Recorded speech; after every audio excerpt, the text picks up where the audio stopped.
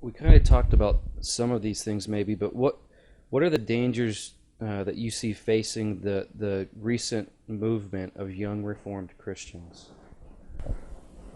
Um, wow. You know, Conrad Merle said this one time. He said, "You can walk. You can go 1,000 miles that way and walk in falsehood. You can go 1,000 miles that way and walk in falsehood. But to walk in the truth is like walking on the edge of a razor blade, and you can fall off either side." And there are dangers in anything, any endeavor, any attempt. There are dangers in the Christian life that we fall off one side or the other.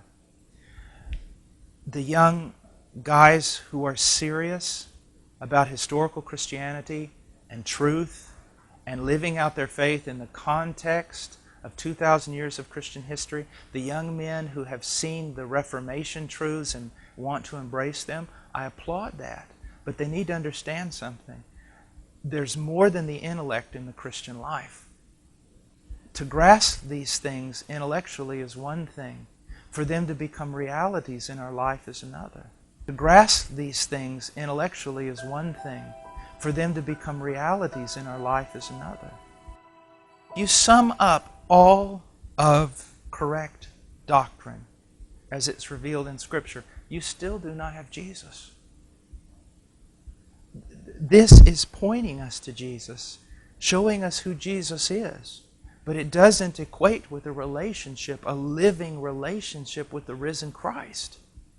And that must be cultivated. We ought to study deep. We ought to pray long. To the young budding theologians, I would tell them this: don't ever buy into the lie that doctrine or theology kills or takes away zeal. True doctrine, true theology will increase zeal. But study is not enough.